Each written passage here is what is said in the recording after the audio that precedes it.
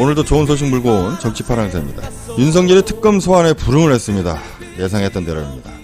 법원에서 체포영장 청구를 기각하면서 그 이유를 특검 소환에 성실히 임하겠다는 이유로 체포영장을 기각을 해줬죠. 그런데 역시 우려했던 대로 단 2번째 소환 만에 펑크를 냈습니다. 정말 대단합니다. 특검에서 7월 4일이나 5일에 재소환을 한다고 하죠. 3일은 직위원 재판부에 출석을 해야 되니까 시간이 안 되고 4일 금요일 소환이 유력해 보입니다. 그리고 이때 출석에 응하지 않으면 형사법이 정하고 있는 마지막 단계의 조치인 체포를 할 수도 있고 구속영장 청구를 할 수도 있다. 뭐 이렇게 얘기를 했습니다. 그런데 이거 바로 구속시켜야 하는 거 아닙니까?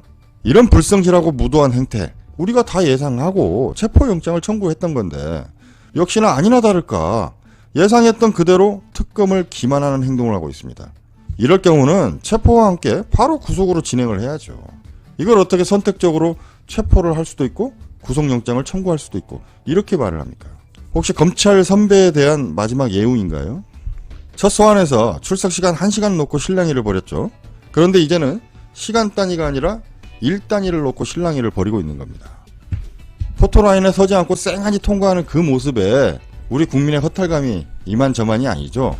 윤석열의 이러한 태도와 모습은 검찰을 떼어 개인의 문제로 볼 수가 없는데 그가 과거에 몸담아왔던 검찰의 문제점을 그대로 보여주고 있다. 검찰개혁이 어느 때보다 절실해졌습니다. 이 수사기관에 쓸데없는 권위를 배제시켜야 저런 괴물이 더 이상 나오지 않는 거죠. 지금 민주당에서 3개월 내에 앞으로 9월 중으로 검찰개혁 법안을 통과시키겠다고 합니다. 일각에서 20여 년 동안 못하고 질질 끌어왔던 이 문제를 3개월 동안 가능한가?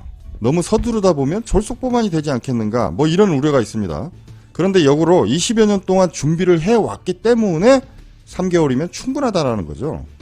그런데 추석 고향 갈 때 검찰청 폐지 뉴스를 듣게 하겠다고 공언했는데 네. 8월에 당대표가 되시면 네. 이건 좀 허언 아닌가요? 앵커는 왜 그렇게 얘기하시죠?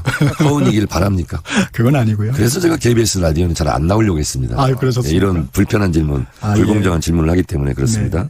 네. 혹시 검찰개혁에 대해서 알고 계십니까, 내용을? 많은 내용은 모릅니다. 예. 모르니까 그렇게 말씀하시는 겁니다.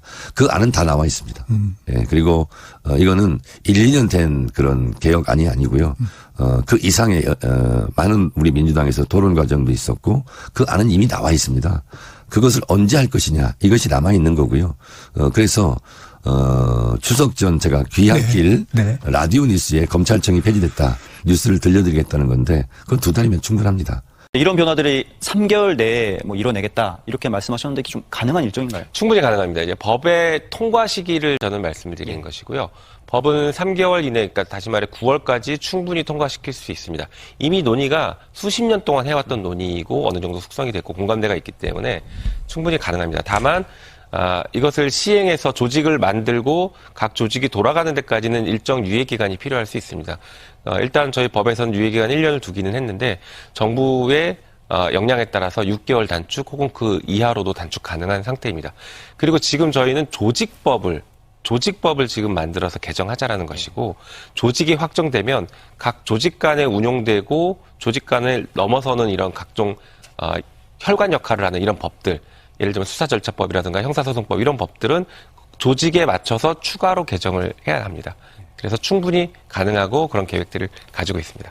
저희가 발의했던 검찰개혁 4법을 처리를 해야 되는데요. 그 4법을 간단히 말씀드리면 검찰청을 폐지하는 법과 그리고 폐지된 검찰청에서 그동안 가지고 있던 수사권과 기소권을 각각 이관받는 기관. 그래서 기소권은 공소청이 이관을 받고 수사권은 중대범죄수사청이라는 곳에서 이관을 받습니다. 그래서 각각의 조직을 만드는 법이 있습니다. 그렇게 되다 보면 수사기관이 여러 개, 한 최소 3개 정도 만들어집니다. 중수청, 그다음에 경찰, 공수처 이렇게 나눠지게 되는데 이 나눠진 수사기관 간의 업무의 조율, 수사 관할의 조율, 그리고 각종 이의신청 절차 이런 것들을 조정하기 위해서 국가수사위원회라는 것을 신설하는 안을 저희가 제시하고 있습니다. 검찰이 공소청과 중수청으로 나뉘어지는 거네요. 사실상 그렇게 되는데요. 물론 이제 인적 구성이 그대로 가지는 않을 것입니다. 그래서 검사들이 중수청으로 가서 여전히 검사 역할을 하지는 않는 것이고 일부 가는 사람이 있을 수 있겠지만 그 사람들은 다 수사관으로 가는 것입니다. 그리고 중대범죄수사청은 저희가 법무부에 두지 않고 행안부에 두는 안으로 발의를 해두었기 때문에 전혀 다른 조직으로 만들어진다 이렇게 보시면 좋을 것 같습니다. 그래서 수사기관이 전문화되고 세분화되면서 오히려 수사기관끼리 상호 견제할 수 있어서 국민의 기본권을 보호하고 수사가 더 철저하게 이루어질 수 있는 그런 기틀을 마련한다 이렇게 보시면 좋을 것 같습니다. 방금 수사관으로 간다고 말씀을 하셨는데 네. 그럼 기존에 검사라는 명칭이 공소청으로 가는 분들은 검사라는 명칭이 있겠지만 네. 좀 그쪽으로 가시면 이제 검사라는 명칭이 달라지는 그렇죠. 건가요? 검사라는 명칭을 쓰지 못하고 이제 수사관이 되는 것이죠. 왜냐하면 우리 이제 헌법과 법률에 따라서 검사의 업무 범위를 따로 정해놓고 있기 때문에 중수청으로 가는 분들이 검사의 업무를 하면 여전히 검찰의 수사 기소를 분리하지 않고 그대로 두는 것에 불과합니다. 그렇기 때문에 아예 검사가 아닌 수사관으로 가되 우리가 수사관 하면 그동안에 우리 국민들께서 인식이 검찰 밑에 있는 하부 조직으로 이렇게 이해하셨는데 그렇지 않습니다. 전 세계 어느 나라를 보더라도 수사와 기소는 대등한 기관입니다. 그렇기 때문에 중수청을 만들면 거기에 들어가는 수사관들도 고위직 수사관이 있을 수 있습니다. 그래서 1급부터 저희는 7급까지 수사관 1급부터 7급까지 현재 법을 내놨는데 아마 확대해서 1급부터 9급까지의 수사관을 두고 수사관에서도 고위직 수사관이 나올 수 있는 구조 이렇게 만들려고 합니다.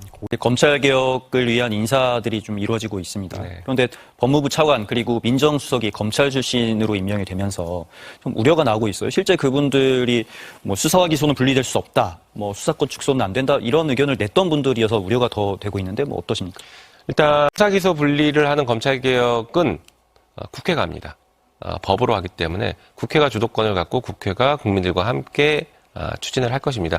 물론 저희가 이제 정부 여당이기 때문에 정부와 상의해서 그 방향과 방법, 시기 이런 것들은 당연히 뭐 상의해서 이제 나아가긴 할 것인데요. 어쨌든 간 그 검찰 개혁의 추진 주체는 국회다라는 점은 먼저 좀 분명히 말씀드리고 싶습니다. 한편 검찰 개혁을 할 때 검찰을 전혀 모르는 분들이 검찰 개혁에 뭐 주도를 하거나 검찰을 개혁해서 중요한 역할을 하는 것보다는 검찰을 잘 아는 분들이 하는 것이 중요하긴 하죠. 검찰 개혁의 성과를 높이기 위해서 그런 건 필요하다고 봅니다. 그리고 검찰 개혁이라는 게 수사기소 분리도 있지만 검찰이 지금 현재 기준으로도 수사에서 재판까지 굉장히 많은 형사 절차를 다 관장하고 있는데 그 과정에서 발생할 수 있는 여러 가지 인권 침해, 인권 보호 조치 이런 것들도 검찰 개혁의 아주 중요한 부분입니다.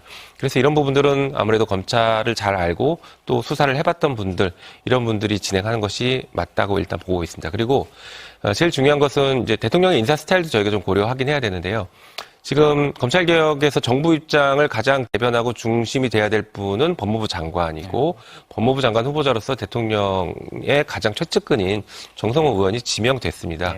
그래서 민정수석이나 차관이 검찰 출신이라고 하더라도 정점에 있는 법무부 장관이 대통령님의 의중을 가장 잘 읽고 검찰개혁에 가장 적극적으로 나설 그런 분이라고 이렇게 이해하고 있습니다. 검찰총장 심우정이 사의를 표명했습니다. 내란 연루 의혹도 있고 김건희의 주가 조작 사건 무마도 했죠. 인천세관 마약 수사 무마도 그렇습니다. 이 정도면 국민의 검찰이 아니라 윤석열과 김건희의 법률 담당 집사 노릇을 했다라고 해도 과언이 아니죠. 최전방에서 부패와 맞서서 싸워야 할 그 최고 책임자가 오히려 부패를 무마하는 짓을 했습니다. 비난받아 마땅하죠. 내일 대검에서 퇴임식을 준비한다고 하는데 생각이 있다면 그냥 조용히 집에 돌아가 특검 수사나 준비하라. 뭐 이런 말씀 전해드리며 방금 막 속보가 나왔습니다. 내란 특검에서 윤석열 2차 출석일을 7월 5일로 잡았습니다. 이번에도 출석 시간을 9시로 정했습니다. 토요일 오전 9시. 한번 지켜보도록 하겠습니다. 이번에도 윤석열이가 10시에 출석하겠다고 또 그렇게 말이 안 되는 소리를 하는지. 그리고 또 하나는 무조건 9시에서 1분만이라도 늦는다면 이건 바로 체포영장 청구해라. 아니 바로 구속을 할 수 있는지 검토해서 바로 실행을 해라. 한번 지켜보도록 하겠습니다. 삐리삐리삐리 바람 새는 낮소도 삐리삐리삐리